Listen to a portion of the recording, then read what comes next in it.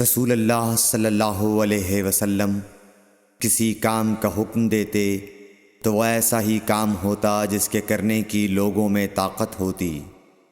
اس پر صحابہ کرام نے عرض کیا کہ یا رسول اللہ، ہم لوگ تو آپ جیسے نہیں ہیں، آپ تو معصوم ہیں اور آپ کی اللہ پاک نے اگلی پچھلی سب لغزشیں معاف فرما دی ہیں، اس لیے ہمیں اپنے سے کچھ زیادہ عبادت کرنے کا حکم فرمائیے۔ یہ سن کر آپ ناراض ہوئے، حتیٰ کہ خفگی آپ کے چہرہ مبارک سے ظاہر ہونے لگی۔